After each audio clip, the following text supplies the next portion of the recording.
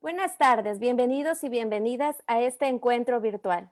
Soy Gabriela Punín. Comenzaremos en pocos minutos. Estamos esperando que todos puedan conectarse a esta transmisión.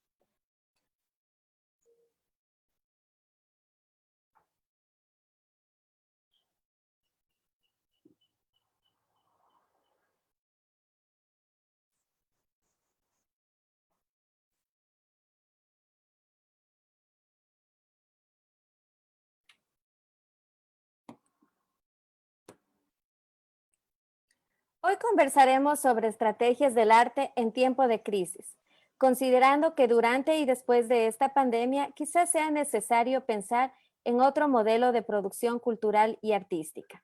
Y lo haremos junto a dos invitados muy especiales, Marcelo Expósito y Gabriela Vázquez. Gracias por su tiempo y por haber aceptado acompañarnos hoy. Bienvenido, Marcelo.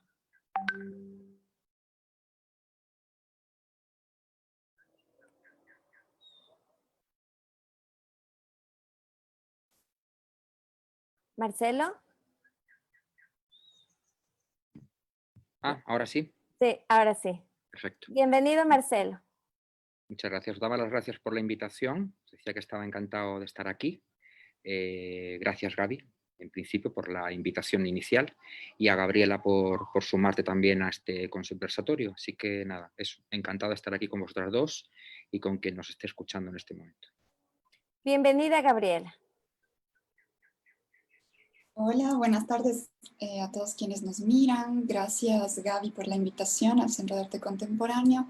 Igualmente, Marcelo, qué gusto compartir contigo esta tarde y vamos a ver qué sale de todo este diálogo. Quisiera hacer una corta presentación de nuestros invitados. Marcelo Expósito es artista, docente y crítico cultural. Desde los años 80 expone su trabajo artístico con regularidad internacional. Ha publicado como autor o editor en veintena de títulos, entre los que se encuentra Walter Benjamin, entre otros. Fue secretario del Congreso de los Diputados y diputado de las Cortes Generales Españolas. Y Gabriela Vázquez tiene un máster en curaduría del Museo de Arte de Newgate University. Ha participado en diversos proyectos de curaduría en ciudades como Londres y Nueva York y es docente universitaria, directora del Museo Municipal de Arte Moderno en Cuenca. Bienvenidos. Les recuerdo a todos quienes están conectados a la transmisión que este es un espacio abierto al diálogo. Pueden dejarnos sus preguntas o comentarios y yo leeré a nuestros invitados. Vamos a empezar este conversatorio. Gracias por su tiempo y por este espacio. Marcelo, dentro de las estrategias del arte en tiempos de crisis, ¿qué entendemos por crisis en el arte? ¿Se puede hablar de una crisis de arte o más bien la crisis es una constante?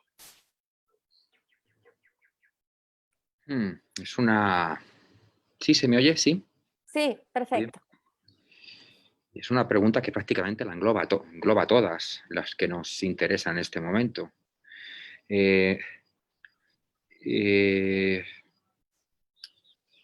A ver, yo diría que estamos viviendo una crisis que tiene muchas capas, es evidente ya para todo el mundo. Eso es una obviedad. Y es una crisis que se puede pensar en términos de una coyuntura reciente y una crisis que también se puede pensar en términos de ciclo largo. Es una crisis que tiene que ver en lo más inmediato, obviamente, con un problema originalmente epidemiológico que desencadena rápidamente una crisis de salud pública global y que a su vez desencadena o está tramada con otras crisis que se sienten ahora mismo de una manera palpable, ¿no? En términos generales, la crisis de un modelo de globalización está a nuestra vista y es evidente que todo eso afecta a cuestiones que tienen que ver con el modelo económico, el modelo de relaciones sociales, en fin. Eso es lo más inmediato, eso es lo que está, lo más evidente, que está a la vista de todo. Pero también es verdad que se trata de una crisis que, pensada en ciclo largo, está vinculada a, por lo menos, a los últimos 40-50 años en que se ha venido implantando de manera irregular, pero con una hegemonía muy agresiva, un modelo de globalización neoliberal, que llamamos hoy de forma convencional, y que es un modelo que incluso en sus años, digamos, más felices, no ha dejado de estar estrechamente vinculado al desencadenamiento de crisis que en algunos casos, si las pensamos de una manera detenida, no son tan diferentes de lo que estamos experimentando ahora. Si pensamos, por ejemplo, que el modelo de globalización neoliberal, el neoliberalismo, empieza a implantarse o empieza a construirse y empieza a construir su hegemonía, por ejemplo, a finales de los años 70, principios de los años 80, pues tendremos que recordar que en ese periodo, mitad de los años 80, finales de los años 80, sufrimos también una pandemia, no de esta escala posiblemente, no con este impacto en términos masivos, mundiales, pero una epidemia que también fue pavorosa, que todavía hoy tiene sus ecos, que fue la pandemia del SIDA. Y la pandemia del SIDA, más allá, de hecho, de un problema también, en fin, sanitario, de salud pública, etcétera, se pensó por parte de los grupos que en un principio estuvieron inmediatamente afectados de una manera muy rápida como una crisis que tenía una fundamentación política. Desnaturalizaron, por así decir, esa crisis, que fue también una crisis de salud pública. Ya en las reflexiones que en su momento se hicieron con mucha urgencia sobre las implicaciones políticas precisamente de la crisis del SIDA, estaba en el centro de esa reflexión justamente la erosión o la carencia, las deficiencias de por ejemplo en Estados Unidos, del régimen de sanidad pública, de atención pública a la salud.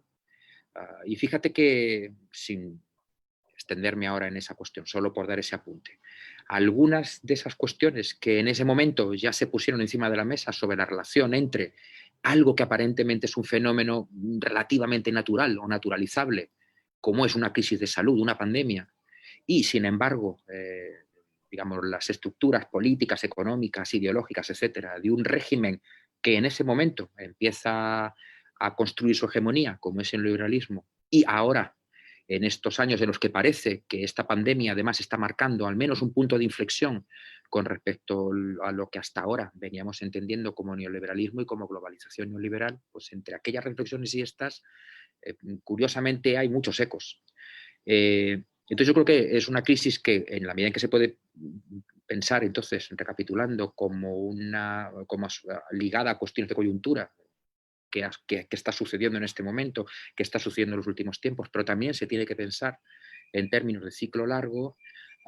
Entonces, las respuestas que hay que dar a cómo confrontar esa crisis, en particular, cómo afecta a las prácticas del arte o qué desde lo que entendemos como arte o como arte contemporáneo se puede hacer para afrontar esa crisis, pues efectivamente se puede pensar en términos de coyuntura, en términos de inmediatez, o se puede pensar también en todo un recorrido de un ciclo de por lo menos, como digo, 40 o 50 años.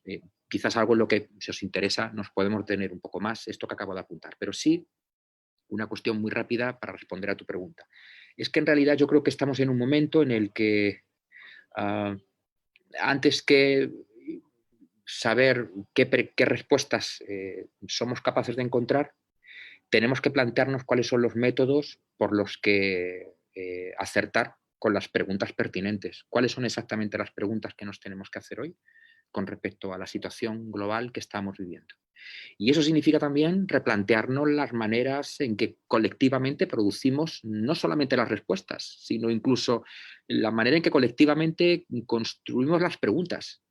Y eso me parece que es un problema fundamental hoy, si de verdad creemos que estamos en un punto de inflexión histórico que se viene arrastrando, como digo, más allá de la coyuntura específica en la que estamos, que se viene arrastrando desde mucho atrás.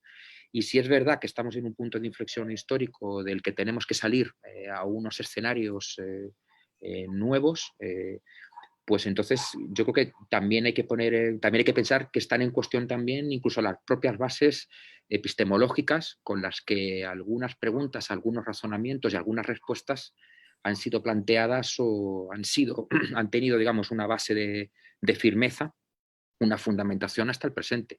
Y esto es lo que a mí ahora particularmente, y ahora puedo contar un par de experiencias en las que yo estoy involucrado en este sentido, esto es lo que me parece especialmente pertinente ahora, que todo el mundo se pregunta qué hacer, pero en realidad uno escucha con atención y no tiene claro uno que las preguntas que se están haciendo sean las adecuadas. Y más aún, ni siquiera tiene uno claro que sean adecuadas las maneras en que se están construyendo colectivamente las preguntas y la manera en que se están buscando colectivamente las respuestas. Y ya en la afirmación de buscar colectivamente, ya estoy diciendo algo a lo que yo creo que tenemos que aspirar, efectivamente. Hay que reconstruir colectivamente muchísimas cosas, pero desde luego hay que hacerlo desde un replanteamiento de cómo, insisto, construir colectivamente los interrogantes y buscar colectivamente las respuestas, reconstruir los procedimientos por los que encontrar respuestas.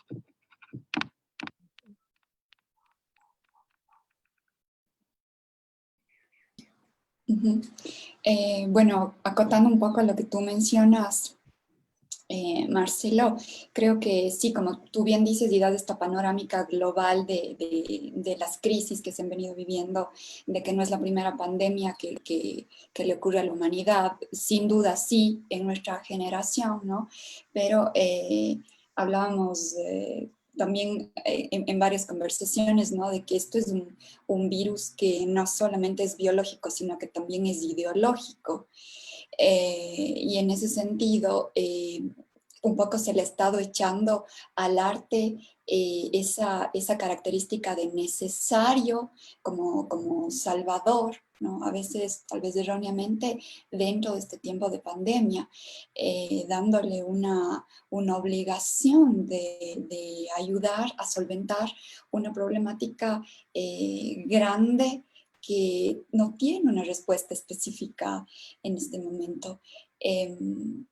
Obviamente sí, el impacto social y todos los cambios que ha estado generando todo este entorno en función tanto de un espacio económico, claro, abordado desde esta mirada de un desarrollo financiero o productivo, si se quiere, como que en mi perspectiva ha ubicado al arte en una meseta que está ávida de producción, de que se tiene que estar presente a través de hacer algo, de que no necesariamente esté como tal vez algo muy consolidado, sino a través de esa inmediatez que se ha estado creando últimamente. Entonces, creería yo esto que no lo estoy abordando como una crítica, ¿no? O condenando algo, sino que más bien creería que debemos dar un giro y mirar hacia esas pertinencias, esas necesidades prácticas, tal vez de preguntarnos qué es lo que se necesita en este momento y a qué se requiere. Creería yo también que las crisis pueden sacar lo mejor o lo peor de las sociedades, ¿no? Y justamente eso es el espejo de lo que pasa, que está siendo tal vez transparentado a través del arte de ciertos procesos que se han venido realizando últimamente de forma virtual. Pero dentro de estas reflexiones pienso que debemos apuntar mucho hacia a ese carácter de organización o de organizativo colectivamente que puede tener el arte, tal vez como una plataforma de trabajo mancomunado o de cooperativismo, que es lo que realmente está necesitando la humanidad a través de esa empatía, a través de una creación de lazos que no necesariamente obedezcan a ideologías, sino que permitan un darse la mano de un cuerpo colectivo para poder salir adelante como sociedad dentro de este pandemonium que yo le llamo, que nos ha puesto en un estado un poquito cataclísmico a través de una emergencia sanitaria tan intensa, pero que también nos debería ya ir enseñando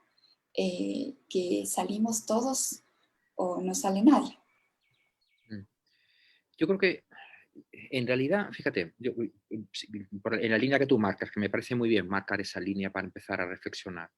Yo creo que en todas las crisis que hemos vivido en los tiempos recientes, si estamos hablando de los últimos 40, 50 años, las crisis específicamente ligadas al modelo de organización, al modelo neoliberal, dicho en términos generales, en todas las crisis que se han vivido, el conocimiento, digamos, crítico, o una parte importante del conocimiento crítico preciso que se ha tenido sobre los orígenes, las consecuencias y la manera de afrontar esas crisis, vienen precisamente, como tú un poco estás apuntando, de las formas de organización, de autoorganización, que colectivamente afrontan primero la manera de cómo plantear las preguntas correctas con respecto a lo que sucede, qué está sucediendo, cuál es el origen de lo que sucede y qué hacer. Y esas formas de organización, que son de muchos tipos, específicamente las que adoptan una forma, digamos, movimentista, de movimientos sociales, de movimientos activistas, tiene una característica que yo creo que en la línea que tú apuntas es interesante, que es la siguiente. Todos los movimientos sociales que afrontan crisis, en lo que estamos hablando en particular, que surgen de las entrañas de un modelo neoliberal, son movimientos que tienen la siguiente característica. En un primer momento son espacios de ayuda mutua, son espacios de apoyo mutuo, de sostenimiento colectivo, es decir, sean los movimientos autónomos de desempleados cuando en los años 90 empiezan a tener el primer impacto serio sobre ¿cómo diría? Sobre el mercado de trabajo, sobre el empleo, las políticas de privatización neoliberales en Francia, bueno, los primeros movimientos en Francia en los años 90 de autoorganización de personas desempleadas, sea también las personas afectadas por el VIH a partir de los años 80, sean los movimientos autoorganizados en España o en muchos países del sur de Europa como consecuencia del impacto de la crisis del año 2008 y la gestión neoliberal de la crisis financiera del año 2008. En fin, en todos esos casos lo que tenemos son agrupamientos de personas que construyen en un primer momento un espacio de ayuda mutua. Es decir, nos sentimos no solamente golpeados, dañados en nuestros cuerpos, en nuestra experiencia de vida por el impacto de esta crisis y por tanto vamos a crear un espacio en el que, en primer lugar, como tú dices muy bien, de una manera muy sencilla, nos demos la mano y haya una dinámica de sostenimiento colectivo. Lo que sucede es algo bien interesante en esos procesos y es que simultáneamente lo que se da, además de tomar una conciencia conjunta de la necesidad, como tú dices, de salir juntos, de salir juntas de una situación que a muchas nos afecta, también hay progresivamente una toma de conciencia de que en un primer momento yo pensaba que esto me afectaba a mí y resulta que afecta a más gente. Luego no es un problema individual, es un problema estructural que viene de otro lugar y que nos trasciende a cada uno, cada una de quienes estamos aquí y va más allá incluso de la suma de los problemas de quienes estamos aquí. Hay un problema que va más allá, que es más estructural.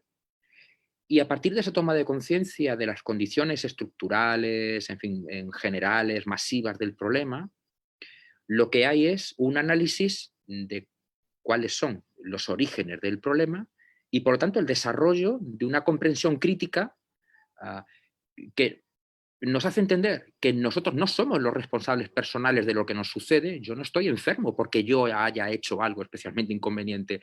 Yo no soy un parado, un desempleado de larga duración porque sea un inútil en esta sociedad. Yo no sufro el problema de la expulsión de mi vivienda pues sencillamente porque he organizado mal mi vida y hay gente que es más inteligente y es rica y yo soy más tonto y repentinamente no tengo para pagar el alquiler, no tengo para pagar la hipoteca. Hay una comprensión de que está sucediendo algo que nos golpea y que salir juntos de esto no solamente requiere un apoyo mutuo, sino requiere también confrontar críticamente los orígenes del problema que nos está afectando. Eso es lo que hace, eso es lo que convierte desde el movimiento ACT UP, que surge de la crisis del SIDA en los años 80 en Estados Unidos y después se convierte en un movimiento global, hasta las plataformas de afectados por las expulsiones de vivienda, por el problema de la crisis hipotecaria en España en los años después del 2008, hasta tantísimos otros ejemplos. Eso es lo que hace que sean movimientos que son simultáneamente de apoyo mutuo, de darnos la mano para salir juntos, juntas de esto, como Gabriela planteas muy bien, pero también son movimientos que generan un conocimiento, las preguntas correctas y un conocimiento preciso sobre aquello que está sucediendo. Es decir, antes que encontrar las respuestas, son capaces de desarrollar un conocimiento a la hora de analizar lo que está sucediendo y de ahí se deduce que tiene que haber, eso se convierte inmediatamente en una plataforma de confrontación, porque hay que confrontar las condiciones estructurales que están provocando algo que no es una catástrofe que viene del cielo, que no es un terremoto, no es algo digamos, que viene que nos golpea en abstracto, sino es algo que tiene unas condiciones estructurales, ideológicas, económicas, políticas, materiales, que es lo que nos está afectando. Entonces yo creo que y esto es interesante también pensar, en muchos de esos casos, como es el caso de ACT UP y tantos otros movimientos de este tipo, esos movimientos han desarrollado también unas formas expresivas, unas políticas comunicativas, una constelación de signos, unas formas expresivas propias. Esto para el arte es muy interesante, porque quiere decir que nosotros tenemos que pensar cómo las prácticas artísticas se pueden ver, al menos en parte, inspiradas justamente por esos fenómenos. Por el fenómeno, primero, de estar juntos, de estar juntas, para salir juntas de esta situación. Segundo, cómo construir colectivamente las preguntas correctas que van más allá de lo que a cada una nos afecta. Tercero, tener un conocimiento crítico de la situación. Y cuarto, pensar entonces cómo confrontarla. Porque si no confrontamos esas condiciones estructurales, más allá de que nos ayudemos entre nosotras, si las condiciones estructurales no cambian, la esencia de aquello que nos golpea va a seguir reproduciéndose. Y eso es lo que hace de estos movimientos, de estos fenómenos colectivos, una amalgama muy compleja. Apoyo mutuo, salir juntas dándonos la mano de una situación. Son también máquinas de producir conocimiento, de analizar, de plantear las preguntas correctas más allá de lo que nos afecta a cada una de nosotras. Son máquinas de producir también conocimiento crítico y son también dispositivos de oposición. Son dispositivos de confrontación también, porque hay que confrontar aquello justamente que ha provocado el impacto que ahora existencialmente nos tiene precarios, dañados. Yo creo que esto para el arte es interesante porque quiere decir que no es suficiente poner solo el énfasis en la componente crítica, no es suficiente con poner solo el énfasis, como yo Gabriela muy bien está sugiriendo, en analizar críticamente lo que sucede, porque hace falta desarrollar prácticas sociales que sean útiles en este momento. Hay que desarrollar prácticas útiles y hay que producir útiles y herramientas que sean útiles para la gente. Porque en las situaciones de tal daño, de tal dolor, de tal descomposición, de tal erosión, de tal fragmentación, que hay que producir cosas que sean útiles, efectivamente, para reconstruir y para restañar y para restaurar aquello que está dañado. No es suficiente la componente crítica, hay que construir cosas útiles, pero al mismo tiempo no basta solo en construir cosas que sean inmediatamente útiles, porque hay que producir también un conocimiento de cuál es el origen estructural de lo que nos sucede y confrontarlo. Porque si no hay una modificación estructural de aquello, de las dinámicas, de las construcciones, de las hegemonías, que son el origen de lo que ahora nos sucede, pues entonces lo que va a haber es una reproducción justamente de aquello que nos daña, de las dinámicas de poder, de las correlaciones de fuerza, de las desigualdades económicas. Entonces yo creo que es importante pensar que cuando vemos históricamente, pero también ahora vemos históricamente, y también ahora, cuál es la complejidad de ese tipo de construcciones, de máquinas colectivas que afrontan la situación mediante la ayuda mutua y en el otro extremo, mediante la confrontación con aquello que estructuralmente tiene que ser cambiado porque es dañino para la vida, para nuestra supervivencia colectiva, para nuestra vida en sociedad. Cuando vemos eso, ahí tenemos un modelo en el que referenciarnos justamente a la hora de pensar qué puede el arte en este momento, qué puede ser útil, pero también ser crítico y también ser confrontativo. No basta solo con ser útil, no basta solo con ser crítico y no basta solo con ser confrontativo. Y además, yo diría, por avanzar, que no se trata solamente de pensar las tres componentes, utilidad, crítica, confrontación, por separado, como una suma. Hay que ser útil pensando también en aquello que construye conocimiento crítico y además confronta lo que es injusto.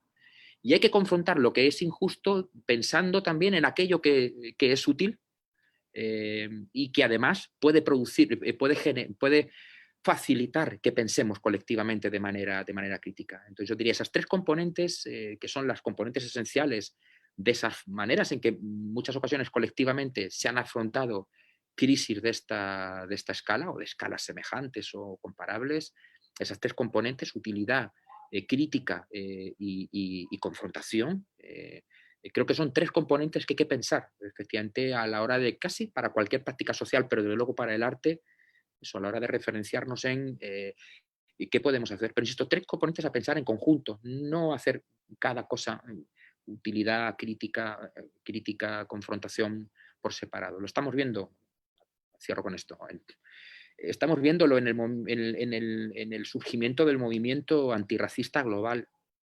Me parece también un ejemplo muy claro de eso que estoy diciendo.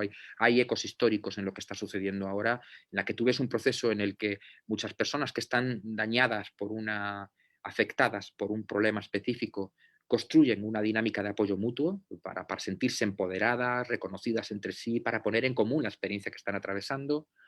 Son capaces de construir un pensamiento crítico sobre cuál es el origen de aquello que está sucediendo, que va más allá de los problemas individuales, incluso de sus problemas como colectivo, y al mismo tiempo desarrollan una expresividad, unas formas de comunicación, una constelación de signos que canalizan, que vehiculan, que articulan una confrontación, una forma de confrontar aquello que estructuralmente tiene que ser confrontado porque tiene que ser modificado. Ahí estamos teniendo un ejemplo también muy claro y no es seguramente casualidad que sea justamente el movimiento antirracista global uno de los que está surgiendo con mucha contundencia de una forma aparentemente inesperada del corazón mismo de la crisis global que estamos viviendo.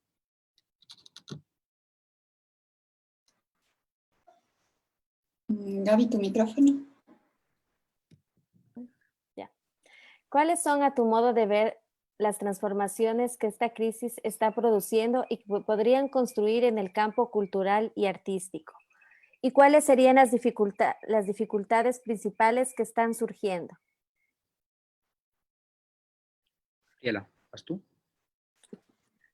Ok, Uh-huh. Gracias. A ver, creo que dificultades se han estado dando muchas. Me parece que debemos verlas como desafíos que generan oportunidades más que solamente dificultades. Sin duda, creo que los cambios, bueno, están no siendo demasiado evidentes constantemente, pero están ahí. Es lo que acaba de decir Marcelo. Estos tres componentes que me gusta mucho tú cómo de alguna forma los desglosas de la utilidad, la crítica y la confrontación dentro de los procesos artísticos hacia esta globalización pandémica que estamos viviendo, sí nos dejan ver que hay una toma de conciencia que se ha venido dando a través del cuerpo social o del colectivo.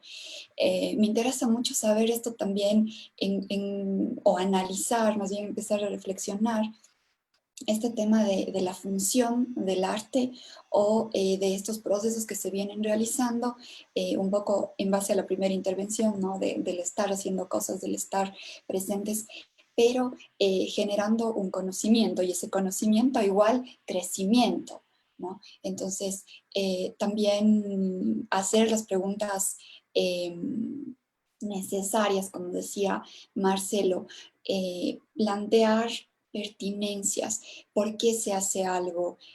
No es solamente por gusto, ¿no? Sino tiene esa connotación que de alguna manera entre lo crítico y lo confrontativo tiene que llevarte a un resultado. Sin duda hay muchas dificultades, no se puede dejar de lado que la falta de poder acercarse a un lugar físico, por supuesto que es una limitante, pero hemos visto también esa reinvención de los seres humanos, de que si no podemos ir físicamente, sí lo podemos hacer virtualmente o de manera auditiva. No creo que no se puedan realizar las cosas, más bien creería ahí yo como una onda un poquito más positivista, que debemos encontrar los mecanismos para que funcione, pero ser conscientes y no solamente hacer las cosas por hacerlas, sino tener un sentido de crecimiento que por supuesto no siempre es fácil, pero que podría detonarse o devenirse como en un consolidante de organización dentro de una colectividad que lo que buscaría es poder salir adelante de forma conjunta. Mm.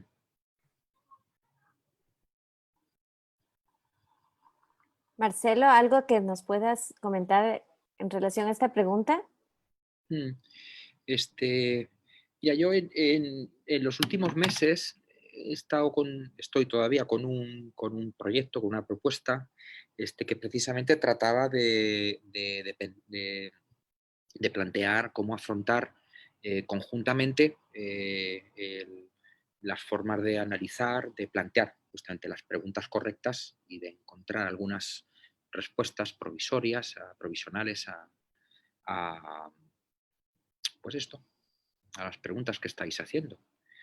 Eh, es una serie de conversaciones que tiene un título general que es La pandemia germinal. Se están publicando en formato podcast en el ALEF, en el festival de la plataforma virtual del Festival de Arte y Ciencia de la UNAM en México. Ujú. Y también se están publicando por escrito en varias plataformas editoriales, revistas, en Contexto, en España, en La Maleta Portbou, en Cataluña, en Nodal, que es un portal de noticias latinoamericano, La pandemia germinal. Bueno, hasta ahora hemos publicado 5, vamos a publicar, ahora hay como 3, 4 en cartera. Yo tengo la idea de publicar como unas 15 o así, que luego adopten posteriormente varios formatos, un libro, una pieza sonora, en fin. ¿De qué trata esta serie en realidad? Esta serie trata yo siempre digo que en un primer momento era más fácil describir qué no era que lo que pretendía ser, qué no era. Pretendía no ser algo por lo que en conversaciones privadas eh,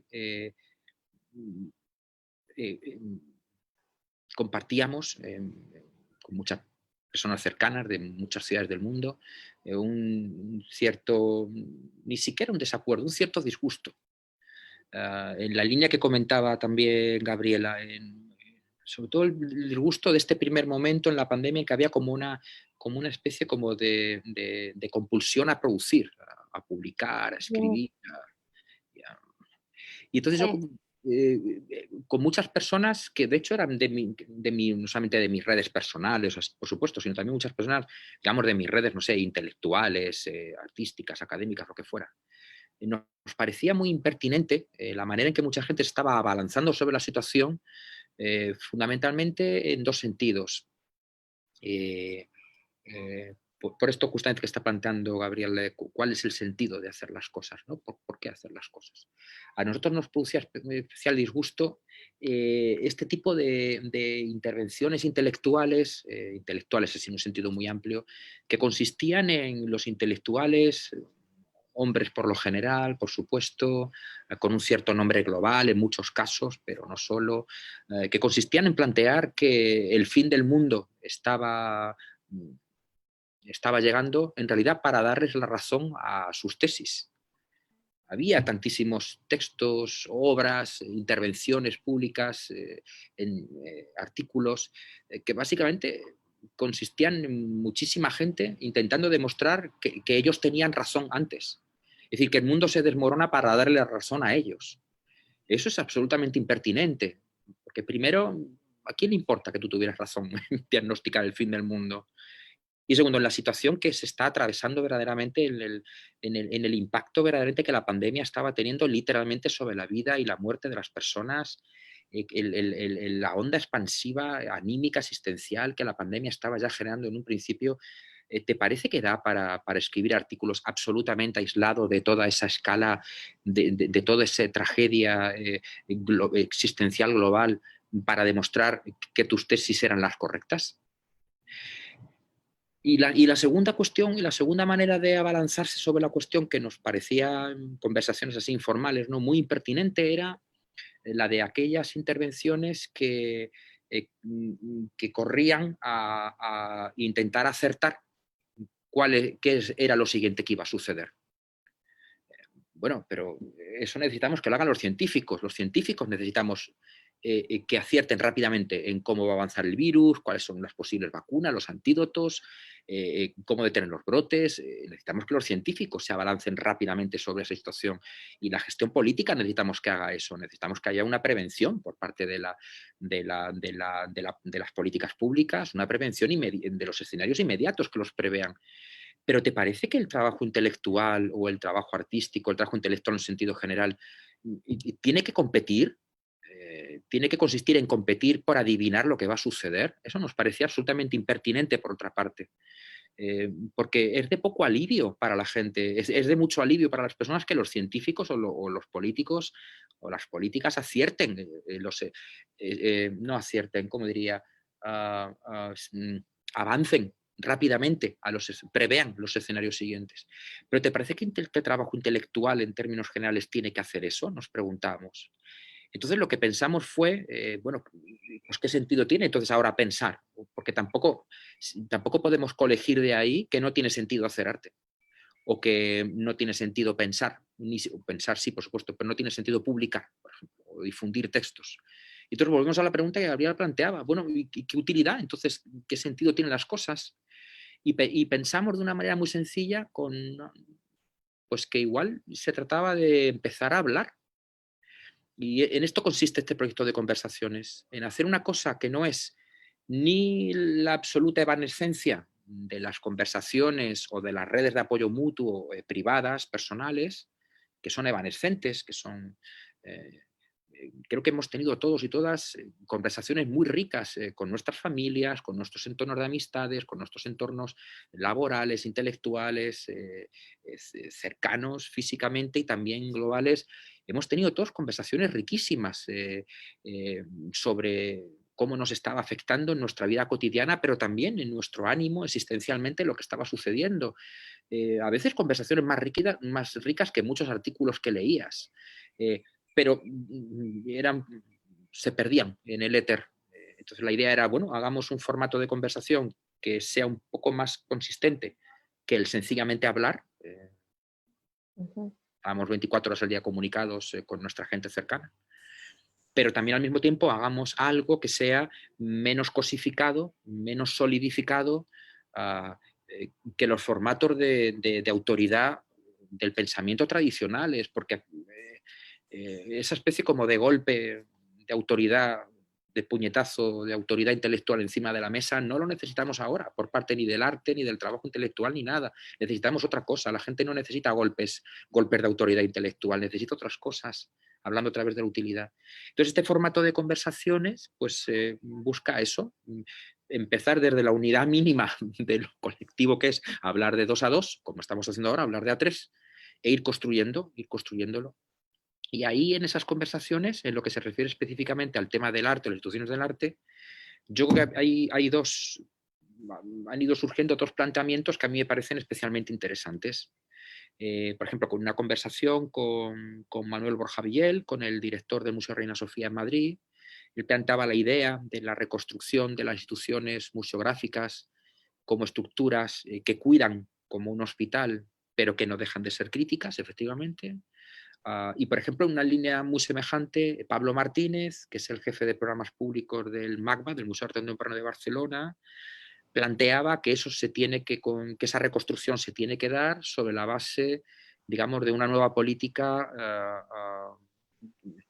de una nueva ecología política del museo, de una ecología política de la institución, que tiene que ver no solamente con la reconsideración material de las instituciones artísticas y, por supuesto, del sistema global del arte, una reconsideración literalmente ecológica de esas estructuras, sino que tiene que ver también con reconstruir una ecología de las relaciones, una ecología de las relaciones en el interior de las instituciones, una ecología de las relaciones en el interior del campo del arte o del campo del arte contemporáneo, y una ecología de las relaciones de esas instituciones y de nuestro campo también con el conjunto de la sociedad. Para empezar, con los territorios donde las instituciones están implantados, pero en un sentido más amplio, una ecología de las relaciones con el conjunto de la reconstrucción de las relaciones sociales. Eso, por ejemplo, me parece que es un planteamiento que surgió sobre cómo está afectando, modificando a nuestras estructuras y cómo de alguna manera afrontar ese impacto que estamos sufriendo. Pero luego, en otro orden de cosas, más recientemente, y esta no está publicada todavía, tuve una conversación que espero que publiquemos pronto, con Cuauhtémoc Medina, que es el curador jefe del MUAC, del Museo Universitario de Arte Contemporáneo de México, como sabéis. Bueno, Cuauhtémoc ha estado hablando con vosotras en esta serie, ¿no?, de conversaciones. Y Cuauhtémoc planteaba una cosa que también era muy interesante, siempre con esta manera un poco más como entre escéptica y que él tiene a veces de enfocar el pensamiento crítico, digamos, eh, desde el arte, de las instituciones museográficas, etc. Él me venía a decir, yo estoy de acuerdo con que nosotros tenemos que plantear, por ejemplo, la escala, la sobredimensión de las estructuras del arte, ¿no? Porque efectivamente esa es una de las muchas burbujas que el neoliberalismo ha generado y de una de las muchas burbujas que se están pinchando, ¿no?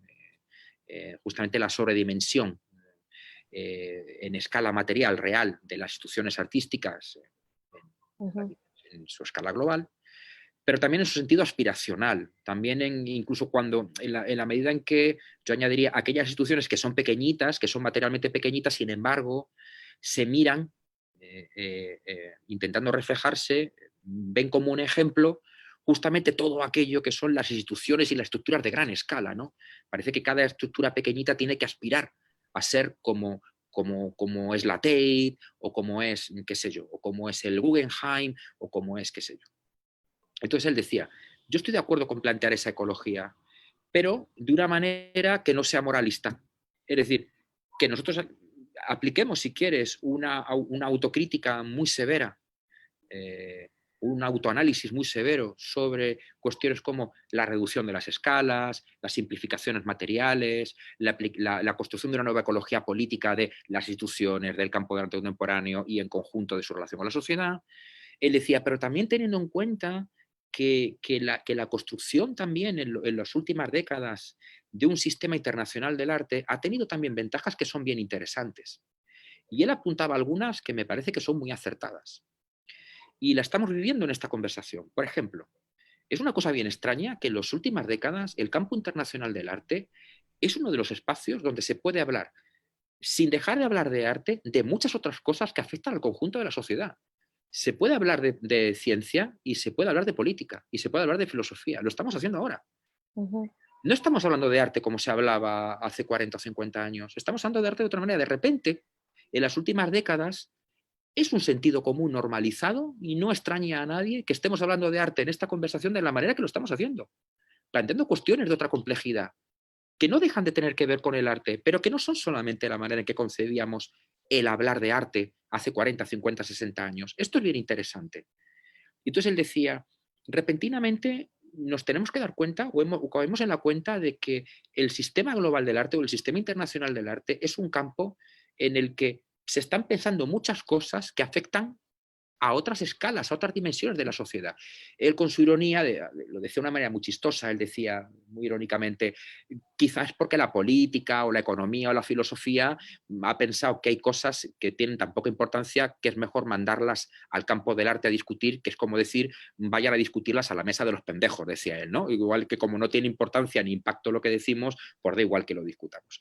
Pero más allá de esa ironía, que quizá tiene algo de fundamento, hay una cosa que es cierta, es que es verdad que hay una cierta, insisto, normalización, incluso que en el campo, que el campo del arte se ha transitado en las últimas décadas exposiciones, colaboraciones con los museos por filósofos, científicos, escritores, escritoras, científicas, políticas, activistas, y esto es bien interesante. Entonces, ¿cómo podemos replantear una nueva ecología política de nuestras instituciones, de nuestro campo y de la relación de ese conjunto con el resto de las esferas sociales, por decirlo así de una manera muy rápida, sin, sin, eh, eh, sin afectar a esa complejidad? Porque eso es una complejidad que es interesante. Entonces, no es interesante que una institución pequeña mire a la Tate como modelo. No es interesante, porque además es que hay ciertos modelos de una cierta grandilocuencia que son, pues eso, son burbujas que se han pinchado como estalló la burbuja financiera en 2008 y están estallando ahora otras burbujas con esta nueva crisis. Pero más allá de dejar de mirarse a esos referentes, de ser aspiracionalmente neoliberales, hay una cierta complejidad, efectivamente, que ha adoptado el sistema internacional del arte, que es una complejidad muy interesante y que es una complejidad que no se puede perder porque yo creo que es un bien, que es una utilidad, volviendo a la cuestión de utilidad, para el conjunto de las esferas sociales, para pensar la complejidad de esta crisis. Y esa complejidad, es decir, tenemos que pensar una nueva ecología política de nuestra actividad, de nuestras instituciones, de nuestro campo, etcétera. Pero esa nueva ecología política no tiene que plantearse, como Cuauhtémoc decía muy bien, desde un punto de vista moralista, como una autocrítica casi, ¿cómo diría? Eh, eh, como haciendo un acto de contrición, como si tuviéramos que ser castigados, como si reducir la escala, la materialidad, la dimensión del sistema del arte de nuestras instituciones, como si esa reducción fuera un castigo que tenemos que recibir por haber hecho algo mal. Bueno, hay que hacer una autocrítica muy severa justamente de la sobredimensión de tantas cosas en la construcción de la hegemonía neoliberal.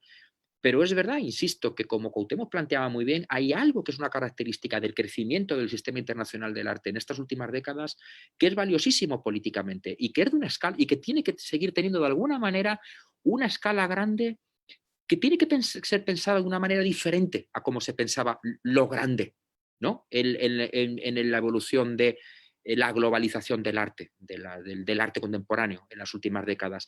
Pero hay cosas que tienen que seguir siendo ambiciosas y de gran escala.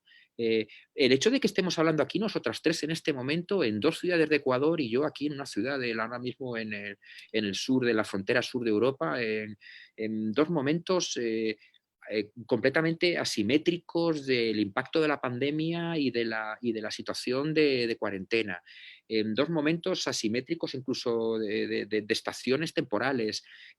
Hay algo, yo creo, y ahí creo que Cuauhtémoc tenía razón con respecto a lo que también tenían razón, como decía antes, a lo que nos planteaban Pablo o Manolo. Hay algo que tiene digamos, que ser del orden de construir una nueva ecología política de nuestra actividad, pero hay algo que tiene que ser también del orden de no renunciar también a cierta ambición, incluso a cierta ambición de escala. No pensar que una nueva ecología política de las instituciones artísticas se soluciona o se traduce solamente en trabajar solo con su territorio. Hay que trabajar con los territorios, porque sabemos que la globalización en términos generales y la globalización aspiracional de las instituciones artísticas ha roto los vínculos de muchas instituciones del arte e instituciones culturales con sus propios territorios. Eso se tiene que reconstruir, pero no podemos pensar que esas instituciones se tienen que quedar solamente en la escala de lo local. porque también ahí está muy en cuestión lo que significa hoy lo local, pero esas instituciones tienen que reconstruir sus lazos con lo territorial, con lo local, pero sin dejar de pensar también a gran escala, a una escala también que es global seguramente de otra manera, pero que tiene que ser también una escala de cierta ambición. Entonces, bueno, yo las respuestas que puedo dar a esta cuestión, al hilo además de lo que las dos comentáis y especialmente Gabriela, la manera en que las puedo responder es cómo hago, poniendo encima de la mesa un poco las reflexiones que a partir de este proyecto que os acabo de contar estamos haciendo con más personas, porque yo creo que es momento sobre todo de poner esas preguntas que son provisionales y esas respuestas que son tentativas encima de la mesa, ¿no? En la línea que os venía también comentando anteriormente. Hay varios likes y muchas personas conectadas en este momento y varias preguntas.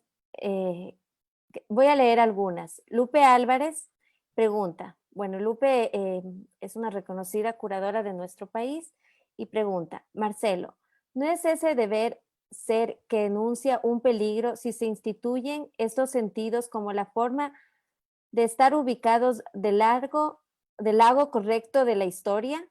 En esta época de tanta incertidumbre, cuando se nos ha venido encima las desigualdades y los lugares tan diferentes desde los que vivimos las crisis, ¿no es demasiado arriesgada una posición tan clara y afirmativa como la tuya? Bueno, es que no se puede, sí y no. Sí, en el sentido de que efectivamente trazar una línea, una divisoria, a un lado de la cual uno está en el lado incorrecto de la historia y otro está en el lado correcto, es decir, ese tipo de afirmaciones, sobre todo de categorizaciones, de divisorias, que son efectivamente tan estrictamente autoritarias en un punto, yo creo que efectivamente, bueno, se pueden poner en cuestión, ciertamente sí. Lo que pasa es que no se puede renunciar a tener posicionamientos. No se puede renunciar a tener posicionamientos. Y yo creo que aquí hay una cuestión que no solamente es de honestidad intelectual o política, sino que es propiamente una cuestión política, que es que está bien que uno enuncie desde el lugar en el que habla y desde qué posición enuncia su posición, desde qué lugar habla y desde qué posición enuncia, desde qué posición emite un discurso y propone un planteamiento. Yo creo que eso es honesto en términos así muy llanos y creo que políticamente es necesario además. Yo creo que no es lo mismo poner encima de la mesa todas las herramientas con que estás construyendo tu discurso, tus tripas, los sentimientos de los que surgen, las debilidades y las precariedades que te afectan y te atraviesan para decir, esta es mi posición. No es lo mismo eso que situarte por encima de las condiciones y dictaminar con el dedo de Dios quién está en lo correcto y quién está en lo incorrecto. Es que son dos cosas diferentes. Yo con esto segundo no me identifico, pero con lo primero sí, creo que es un momento para si estamos hablando de cosas tan sencillas como producir lo que es útil o reconstruir el estar juntos, eso no son evanescencias, son afirmaciones fuertes en el presente. Es decir, pensar la utilidad de lo que se hace no es una tontería, es una cosa muy seria. Quiere decir que tenemos que discutir colectivamente qué es prioritario. Esto me lo decía la primera conversación que grabamos, por ejemplo, con esta serie que os acabo de contar. Bifo lo planteaba de una manera muy clara, de una manera casi muy sencilla, muy infantil, ¿no? Muy pedagógica. Él decía, pues es que tenemos que hacer listas del 1 al 100 de lo que es prioritario.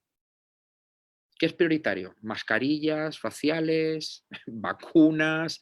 Y en el 100 de la escala, ¿qué hay? Pues todo aquello que no es necesario ahora. Armamento, yo qué sé, producción armamentística. Bueno, eso está ya más allá del 100. No es necesario ahora, no lo necesitamos. Pero uno tiene que tener claro si hacen falta invertir el dinero que hay en mascarillas, en vacunas o en producir armamento. Uno lo tiene que tener claro. Y uno tiene que tener claro y uno lo tiene que enunciar poniendo encima de la mesa que, perdone, desde el atravesamiento que estamos experimentando de la crisis, desde el impacto emocional, existencial que estamos sufriendo, desde la experiencia de ver literalmente la muerte más alrededor nuestro, el miedo permanente a que afecte a nuestras personas cercanas, el miedo a ser nosotros mismos una bomba de contagio. Desde esa experiencia, desde el análisis conjunto de dónde vienen esas debilidades, ¿Por qué no hay sistemas de salud pública suficientemente fuertes para por lo menos haber atenuado el impacto de la pandemia? Porque no hay sistemas de investigación de ciencia públicos suficientemente desarrollados como para que haya ahora una cierta garantía de que se puede conseguir relativamente pronto una vacuna que además vaya a ser de dominio, de propiedad y de difusión y de disfrute, por lo tanto, público. Esas preguntas llevan a cuestionamientos políticos. Y yo creo que todo eso junto hay que ponerlo encima de la mesa y decir, mire usted, mi posición es esta. Mi posición es que ya basta de producir armas, como decía Bifo, y hay que producir vacunas. Y eso, para mí, tiene que estar claro. No, no es lo mismo una cosa que la otra. No es lo mismo una cosa que... Y decir eso no es autoritario. No es autoritario, porque no es algo que a mí se me haya ocurrido, a mí, en mi casa. Es algo que surge de una experiencia que es colectiva, de una situación existencial que es grave. Que es grave, que es trágica y que además nos tiene verdaderamente aterrorizados, en una incertidumbre completa hacia el futuro. Hay gente muriendo y hay un pensamiento crítico colectivo que se está produciendo, que viene de muy atrás y que ahora está catalizándose en torno a eso. Y de ahí de poner todo eso encima de la mesa, con honestidad, pero también con claridad y con contundencia. Se pueden hacer afirmaciones políticas contundentes, ¿por qué no? Y decir que el que hoy los negacionistas de la pandemia son criminales. Y claro que hay que decir eso. Claro que hay que decir que los jefes de Estado, los presidentes de gobierno, los primeros ministros, que son negacionistas con respecto a la pandemia, que no están cuidando bien a su ciudadanía, son criminales. Son criminales. Están ahora mismo son culpables de crímenes contra la humanidad. ¿Cómo no vamos a poder decir eso? Si es que es verdad, joder. Una cosa es que hay una pandemia que es compleja de conducir, de controlar. Y otra cosa es que hay políticos que son responsables de la muerte en masa de su ciudadanía. Lo vienen siendo desde mucho tiempo atrás por no haber creado las condiciones que pudieran detener, al menos, o sofocar, o contener lo que ahora está sucediendo. Y lo son por la manera en que están gestionando esta pandemia. Y claro que se tiene que poder decir eso. ¿Cómo no vamos a poder decir eso? Entonces estamos desarmados frente a eso si no lo decimos. Y decir eso no es necesariamente decir, dictaminar quién está a un lado o otro de la historia. Es decir verdades que son verdades de las cuales depende ahora literalmente la vida o la muerte, nuestra existencia sobre este planeta. Y antes de la pandemia lo estaba poniendo bien claro sobre la mesa el movimiento juvenil contra o frente a la emergencia climática. Hay un deber que tenemos con las generaciones futuras y se tiene que identificar qué es lo que está sucediendo con la vida, con la existencia sobre este planeta. Hay que analizar cuáles son los límites de este planeta con respecto al sistema de producción, al sistema económico, al sistema de explotación que viene creciendo desde muchísimo tiempo atrás. Y entonces, por tanto, hay que poner alguna serie de verdades construidas colectivamente encima de la mesa que no vienen de mi autoridad, que vienen por el contrario de mi debilidad, de mi precariedad. Es que yo no estoy diciendo que hay políticos que son criminales por cómo están gestionando la pandemia porque yo sea una autoridad, porque yo sea un autoritario. Lo estoy diciendo porque mi vida está en peligro y está muriendo gente alrededor mío. Entonces no es lo mismo decir según qué tipo de cosas desde la autoridad o desde el poder o decirlas desde la organización política, desde la construcción colectiva de la debilidad y de la precariedad. Son cosas diferentes. Y yo creo que una cosa no quita la otra. Por tanto, sí a que no es el momento de andar trazando líneas, ni de andar repartiendo justamente posiciones en el lado bueno o malo de la historia en este momento, estoy de acuerdo, pero también te digo que es un momento también en el que si justamente lo que está ahora mismo en riesgo es la vida colectiva en masa, no es un momento para andar con tonterías tampoco ni para andar con cierto tipo de dudas. Hay que construir colectivamente también las preguntas, las dudas, pero también un pensamiento claro sobre lo que está sucediendo, porque también hay que hacer exigencias y hay que determinar lo que es útil y hay que determinar lo que no sirve y lo que es contraproducente.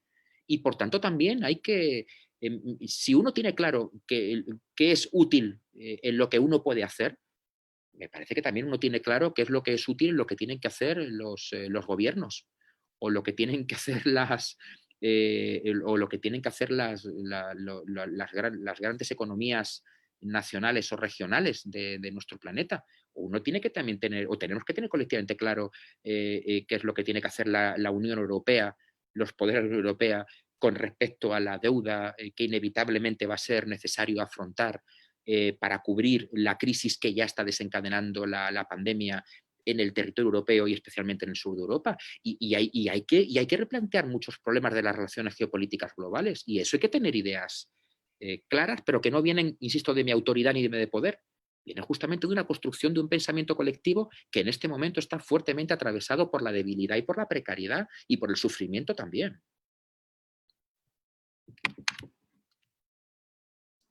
Yo haría una pequeña acotación ahí a lo que tú acertadamente dices, Marcelo.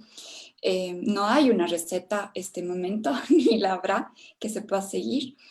Y no debemos olvidarnos que cuando hablamos de este contexto de pandemia, no hablamos de números, hablamos de personas. Somos seres humanos que estamos dentro de distintos entornos, ya sean políticos, sociales, económicos, religiosos, etcétera, que representan estadísticas para gobiernos, para políticas, ¿no? Pero que realmente somos seres humanos a los cuales estarán afectando las cosas que se hagan y las cosas que no se hagan. Entonces, en ese contexto de distintas formas de hacer, me gustaría mucho mencionar dos segmentos, ¿no? Lo necesario y lo equilibrado. Sabemos que dentro de lo necesario tiene que estar una postura. El por qué estoy apegada hacia algo o por qué no. A veces puede sonar un poco fuerte o a algunas personas no les puede gustar justamente lo que tú mencionas, ¿no? No está mal decir lo que se piensa y no está mal tampoco hablar desde el metro cuadrado de cada uno. Yo puedo estar este momento en Ecuador, tú en España, compartimos distintas necesidades, pero también tenemos ciertas diferencias. Dadas de no solamente la parte geográfica, sino las distintas características que nos atañen como personas, como seres, ¿no? Entonces, creería yo que esta postura dentro de lo necesario nos puede llevar a acciones que propositivamente a lo mejor tengan potenciales cambios sociales, ¿no? Y versus la parte del equilibrio, cómo con estas necesidades creamos políticas públicas realistas basadas en acciones pertinentes para que ese cuerpo colectivo pueda seguir avanzando. Sin duda hay un paso muy a veces estrecho, otras veces abismal entre la teoría y la práctica, pero ser firmes con lo que se hace y con lo que se piensa en tiempos como este, sí me parece que podría potencialmente lanzarnos de alguna manera a una proactividad social sin caer en un paternalismo, ¿no? Pero que pueda aportar esas formas de hacer cosas.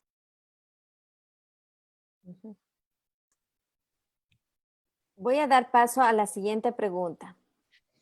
Si la historia a nivel mundial se ha forjado por la pugna de poder versus las necesidades básicas del ser humano, ¿cómo encontrar el camino adecuado entre la producción artística que dé un paso hacia lo comunitario, muestre su ideología y filosofía, de acuerdo a circunstancias específicas como la crisis sanitaria actual y establezca un diálogo estructurado como propósito de un cambio social funcional frente a la radicalidad de la política en América Latina? Marcelo. Sí. Gabriela, ¿eras tú? No. Creo que inicia tú, Marcelo, porque estaba para ti esa pregunta. Vale. Gracias. Vale. Claro, es que con respecto a América Latina no debería responder yo, ya de entrada, hablando justamente de no hacer valer autoridades que, en fin, que justamente poner en cuestión. A mí me parece que, en principio yo diría, me preguntaría por qué en los últimos años ha vuelto con tanta fuerza en muchas partes, no solamente en América Latina, esa constelación semántica y de términos que compromete nociones, conceptos, palabras como comunidad, comunitario, bien común, bienes comunes, común. Y es interesante para empezar preguntarnos por eso. Y yo creo que eso es ni más ni menos que una sintomatología de desafecciones frente a justamente el crecimiento y las crisis provocadas por el crecimiento de la hegemonía neoliberal. El neoliberalismo no es una ideología como tal, ni es, digamos, no es una máquina perfectamente estructurada. El neoliberalismo, en realidad, como diría, se basa en dos cosas muy sencillas, muy sencillas. El neoliberalismo se basa, como sabemos muy bien, hemos aprendido muy bien del estudio, por ejemplo, de David Harvey, es una forma de gobernar la economía, pero también sabemos desde antes de que se llamara neoliberalismo, desde Foucault por lo menos, sabemos que también es una forma de gobierno de las almas. Es decir, es una forma de producción de subjetividad, ¿no? Más en el sentido que diría Guattari. Es un dispositivo de producción de una subjetividad, como dice, por ejemplo, Sueli Rolnik, es un dispositivo que produce un inconsciente capitalista, patriarcal y colonial. Entonces, el neoliberalismo no es solamente una dinámica económica, no es una forma de gobernar las relaciones económicas, es una forma también de producir subjetividad, es una forma de producir pensamientos, comportamientos, sentimientos, una forma de producir sujetos, nos produce el neoliberalismo. Entonces, sin necesidad de ir muy lejos en esto, es evidente que la vuelta de todo el regreso de toda esta constelación semántica o el surgimiento, ¿no? la efervescencia de toda esta constelación semántica, comunidad, común, etcétera, es el reverso de lo que el neoliberalismo de una manera muy sintética plantea, que es básicamente la disolución de la sociedad bajo el principio de la guerra de todos contra todos, por decirlo de una manera muy rápida. Eso tiene matices, pero bueno, por decirlo de una manera muy rápida. Y lo que pasa es que esa especie como de necesidad que se siente de reconstruir aquello que llamamos de una manera muy genérica lo comunitario, los bienes comunes, lo común, etc., frente a la disolución de los vínculos sociales, la pérdida de soberanía de los territorios y de las comunidades por el efecto, por la onda expansiva de la globalización neoliberal. Eso se puede enfocar, dicho de una manera muy rápida, en un sentido progresista o en un sentido regresivo. Porque una vuelta a lo comunitario es lo que plantean, no sé, los movimientos indigenistas en América Latina, ¿no? Una vuelta a poner en valor las relaciones de los sujetos entendidos colectivamente con sus territorios. Esto es valiosísimo. Pero una vuelta también a una cierta forma de comunitarismo es lo que está planteando la extrema derecha en muchos países del mundo. En Europa lo estamos viendo, pero también en América Latina. Entonces, yo diría que ahí hay un problema. Primero, está bien, yo creo que diagnostiquemos de dónde proviene esa sintomatología, de una desafección, de un impacto que el neoliberalismo nos ha producido nos viene produciendo desde mucho atrás. Pero también, además de diagnosticar de dónde proviene esa sintomatología, hay que ver hacia dónde esos síntomas, cómo se reconducen. Es decir, de qué tipo de comunidad hablamos. Si estamos hablando de una construcción de un nosotros, de un nosotras, que consiste en cuidarnos mutuamente, puede ser positivo. Pero también hay formas en que la ultraderecha habla del nosotros, del nosotras, de una manera excluyente. Entonces yo diría que si, por ejemplo, estamos planteando un nosotras que nos protege a costa de expulsar a aquellos que dentro de nosotros nos parecen diferentes y aquellos que fuera de nosotros nos parece que también tienen que buscar sus propios recursos para defenderse o para construirse a su vez en comunidades propias, ahí quizás estamos teniendo un problema, porque eso, por ejemplo, es un pensamiento muy funcional ahora mismo a la extrema derecha. Y yo creo que si estamos pensando, como me parece que quienes estamos aquí estamos pensando, en un nosotros, en un nosotras, que además de cuidarnos, es inclusivo, es incluyente de las diferencias internas, es respetuoso de las diferencias internas y además es incluyente y es capaz de acusar el impacto y de verse modificado por aquello que nos es aparentemente ajeno o viene de fuera, estamos hablando ya de otro tipo de comunidad, pero estamos hablando de una comunidad, de un sentido de la comunidad o de lo común o de los bienes comunes que es más complejo, que tiene que ver con nosotros, con nosotras, que negocia constantemente las diferencias, la fragmentación, el conflicto, que entiende que el conflicto seguramente nunca puede desaparecer. Y por tanto ya es una manera de entender el nosotros en nosotras que es más político que comunitarista. Quiere decir que en las relaciones entre nosotras, en las relaciones con nuestras diferencias internas, en las relaciones con el exterior, al nosotras, en nuestras relaciones con los territorios, en el conjunto de esas relaciones, hay problemas, hay conflictos y esos conflictos se tienen que pensar, se tienen que articular, se tienen que resolver políticamente. Yo estoy de acuerdo con esa idea de reconstruir los vínculos a partir de ese principio de la comunidad, de los bienes comunes, de lo común, etcétera, y soy más suspicaz de pensar la comunidad o lo comunitario como una especie como de espacio de bondad exento de conflictos que efectivamente se opone a esa idea de que la competitividad, el individualismo es algo como inducido, ¿no? Y que por una especie como de sentimiento natural de los seres humanos vamos a tender a estar juntos reconstruyendo la comunidad sin conflictos. Yo que, insisto, si el neoliberalismo entendemos que no es solamente una manera de gobernar la economía, sino también una manera de producir las subjetividades, el neoliberalismo es una forma de comportarnos. Es un mecanismo aspiracional de muchos de nosotros, incluso con conciencia política progresista o como queramos llamarlo. Por tanto, hay un problema también en transformar el inconsciente, la subjetividad neoliberal a la hora de reconstruir el nosotros. Y eso significa pensar, como digo, una recomposición de las diferencias, de la relación entre nosotros y el afuera, que es más compleja y es más problemática que sencillamente pensar que está el competir, el neoliberalismo, y luego está el nosotros, que hacemos una comunidad que, insisto, que está exenta de sobresaltos y que porque la llamamos comunidad, todo va a fluir de una manera más, bueno, sin sobresaltos precisamente, sin conflicto. Pero en cualquier caso es importante, yo creo, pensar de dónde viene esa pregunta que se acaba de plantear, porque esa pregunta contiene un síntoma. Insisto, es un síntoma que proviene de una desafección, del impacto, del dolor, de la incomodidad, de que nos viene produciendo ya desde mucho tiempo una determinada manera no solo de gobernar la economía o las relaciones internacionales, etcétera, sino también de gobernar la convivencia, nuestra propia relación como sujetos y nuestra propia construcción como sujetos.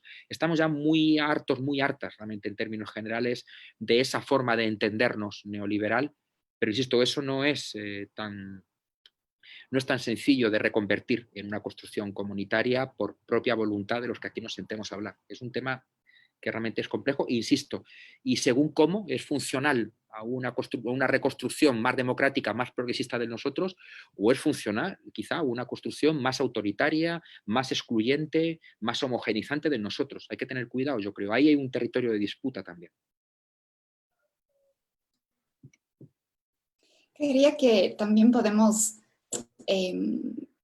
preguntar, ¿no? O bueno, un poco ir armando el diálogo, porque esta pregunta, este interrogante que nos hacen, parte desde entender cuál sería el camino adecuado, ¿no? Y no sé si realmente hay una respuesta para eso. Yo más bien haría una contrapregunta y diría, ¿con qué ojos estamos mirando esa teoría que se está planteando?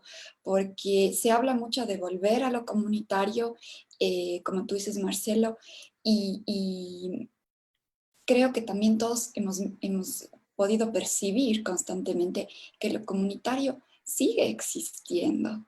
Si bien hay una diferenciación de políticos versus quienes no son políticos, según plantea esta pregunta, me parece que el momento en el que ya aceptamos que se necesita volver a una comunidad, estamos dejando de lado la posibilidad de que realmente sí existe una comunidad.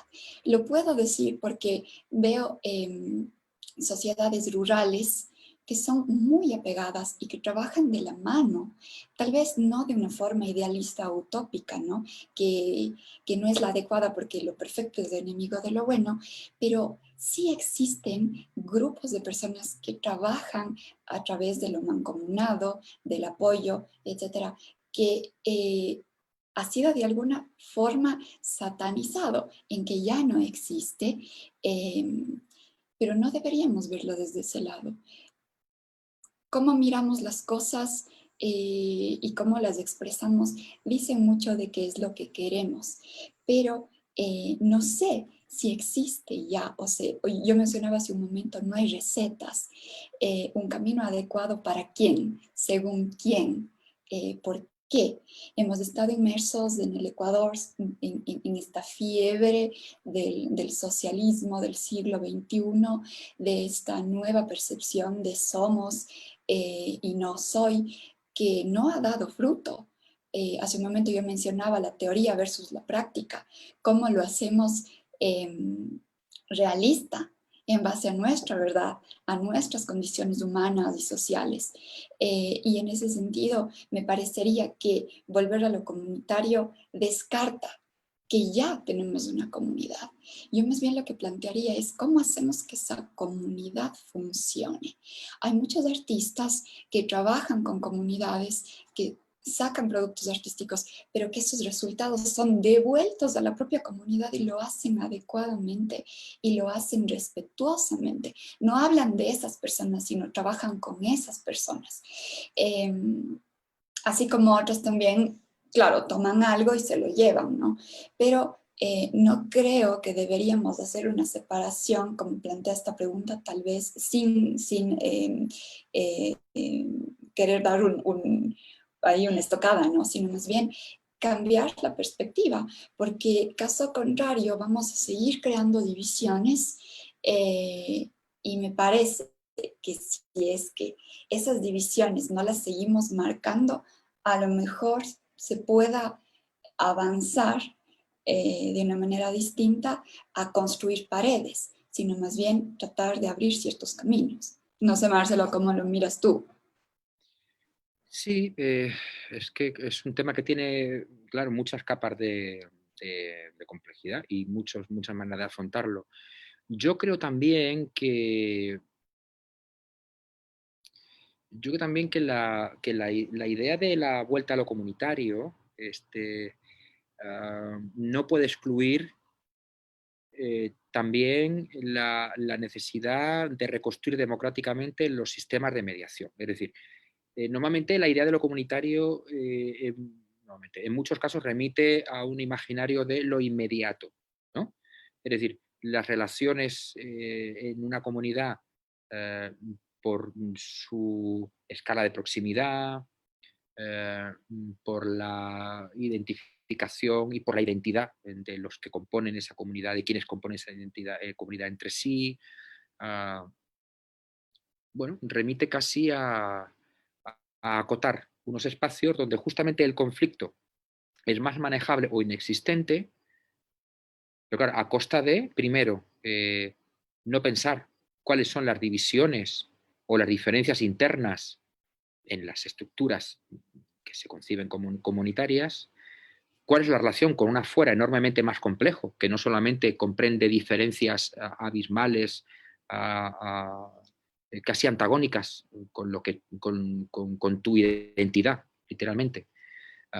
Y sobre todo, y esto ya, otro tercer elemento además que me parece ya especialmente problemático, y es que muchas veces lo comunitario se plantea desde el lugar de dar la espalda, desechar el problema de las escalas del Estado, de la administración pública, de los gobiernos, de las formas de representación política, etc.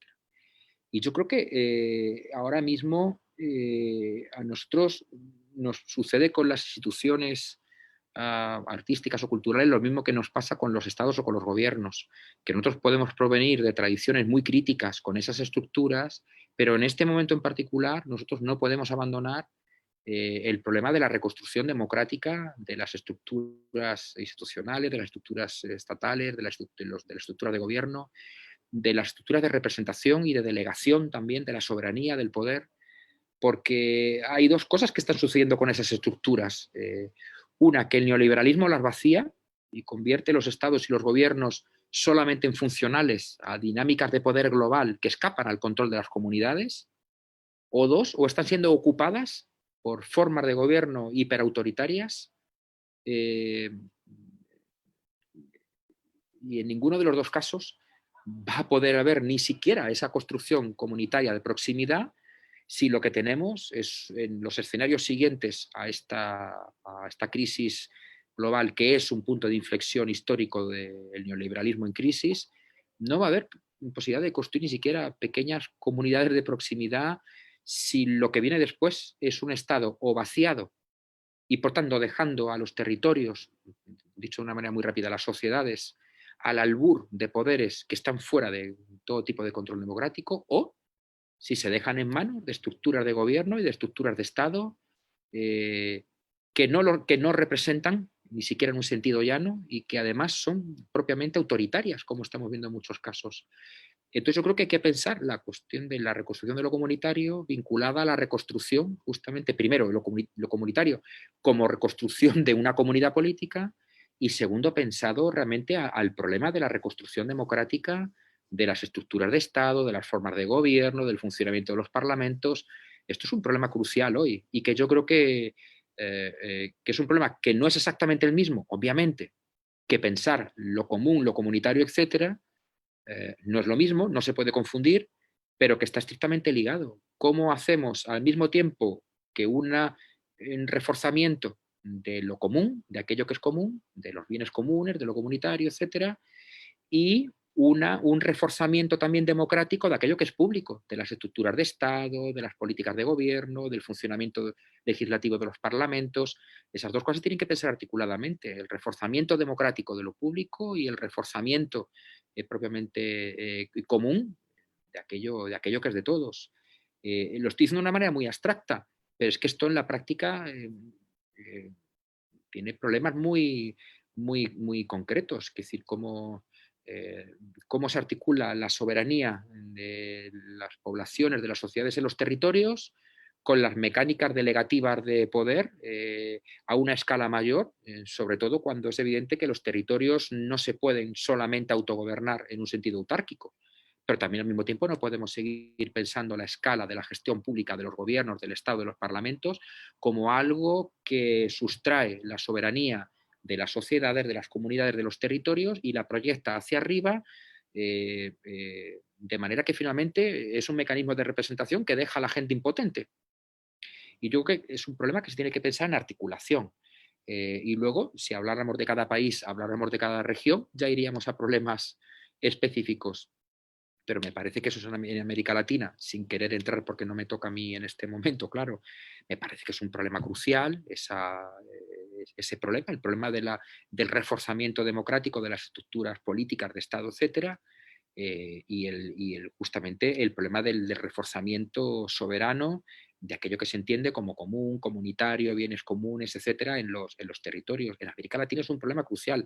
De otra manera, lo es también en Europa, claro, efectivamente también lo es. Y ahora se está viendo, sobre todo desde el estallido de la burbuja financiera de 2008, de la crisis anterior, económica anterior, de maneras diferentes, conectadas, pero se está viendo en todas partes, yo creo. Y eso es un problema crucial hoy